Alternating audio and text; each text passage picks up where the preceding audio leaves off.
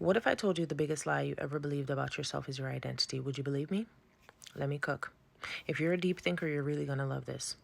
Your identity is an entity, and that entity has a personality. Now, what do I mean when I say this? When you were born as awareness. You were born as consciousness. You weren't born with an identity. One was actually given to you. Your parents told you who you're supposed to be. Society told you who you're supposed to be. Religion told you who you're supposed to be. Your traumas even tried to dictate and tell you this is who you are now because of that experience. Now, with all of these experiences, you did one thing. You made agreements.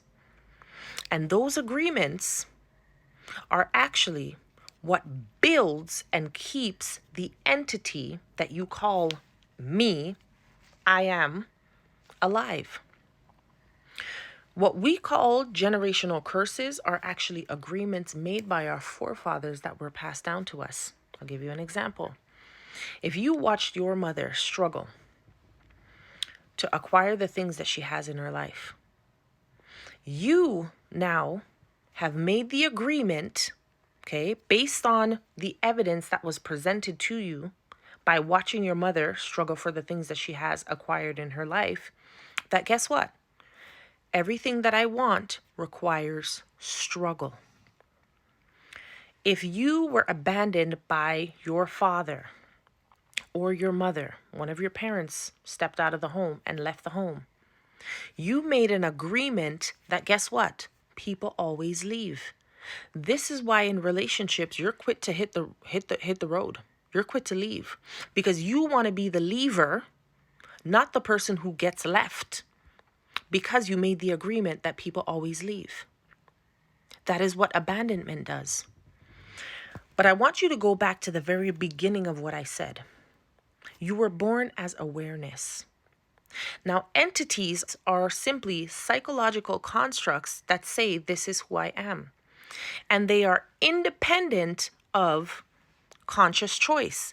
You don't have to think about smoking because you smoke. You don't have to think about the way that you react when you react to certain conversations or certain experiences. You don't have to think about these things. Because why? The entity has habits, perspectives, preferences, fears, expectations, all those things. Now, I'm challenging you to think about this. If we can observe our habits and we can observe our thoughts and we can observe our behaviors, who's the observer? The observer is the real you. The consciousness that you were born with, the awareness that you were born with is actually the real you. You are not the entity that you have created. The observer and the thing being observed cannot be the same thing. Now, how do you deconstruct this entity? By observing the agreements, finding the origins of these agreements that you made that tell you or inform you that this is who you are. Is it? Or is it who you were told to be? I'm going to give you another example and then I'm going to leave it here. Imagine you're standing in your 4th grade class and you get up there to do a presentation and the whole class begins laughing. In that moment, you made an agreement that I'm not good at public speaking. Now here you are at 38, 25, 19.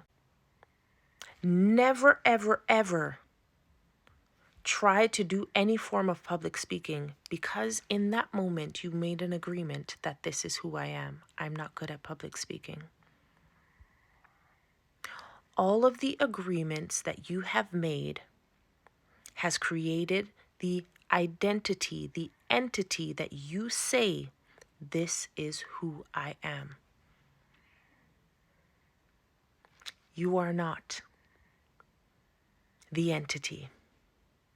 You are so much more than that. Catch you in the next video.